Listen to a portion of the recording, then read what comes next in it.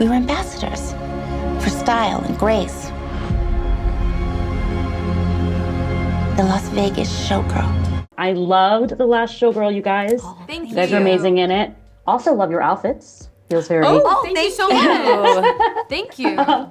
Now, first, Kiernan, I feel like Jodie sees Shelley almost like a mother. Can you talk about what made that dynamic stand out on screen and even maybe off screen? Yeah, that to me was the core, one of the sort of core pieces of the journey of the character was this found family. I mean, I think in a lot of ways this whole movie is kind of about found family, and I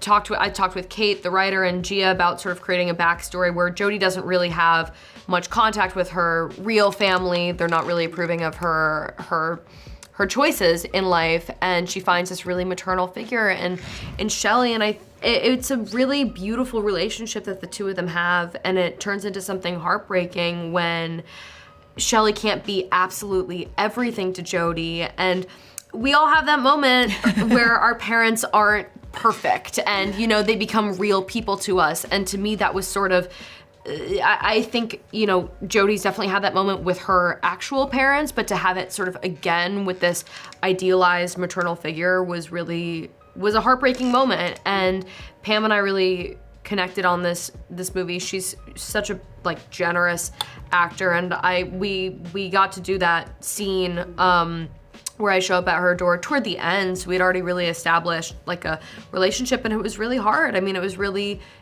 painful because that is a hard, painful moment. And yeah, I think a lot of Jodie's journey is about finding who she is outside of kind of relying on other people and trying to piece things together, and the heartbreak that comes with that sometimes. And Brenda, I feel like Marianne seems to have it a little more together than some of her counterparts when it comes to the Razzle Dazzle shutting down. Can you talk about her relationship to it and how she feels about having to move on? You know what? I think the reason it feels like Marianne has it more together is because something that started off as her passion has turned into just a job.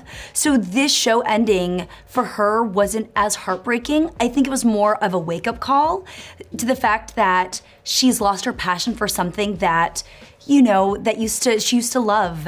And this has sort of opened up her eyes. And I think for her, it's actually a good thing. She's forced to sort of reevaluate her life and reevaluate her career and where she wants to go. And I feel like it's one of the things that really drew me to the script, was just seeing all these women in this different phase in their showgirl career, in their artistic life and artistic career. And I felt like I could really resonate and connect with each person.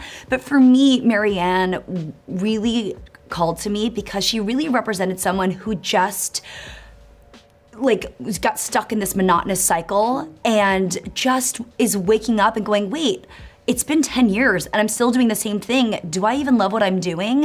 And I feel like that's really for me, it really represented this time in my life where I feel like, I was just stuck in this cycle and I hadn't taken the time to sort of take any perspective on, what do I want? And I think that's what Marianne is going through in this story. And I think she holds on to a lot of anger because she's had to spend so much time just trying to survive this very harsh life. The life of an artist is not easy, and a life of a dancer is not easy. And so I think for her, she's just been focusing on surviving that for the first time in a very long time. She's had to reevaluate the creative aspect of her career. Well, thank you both so much. You both make the life of an artist much easier, so thank you. Thank you so much.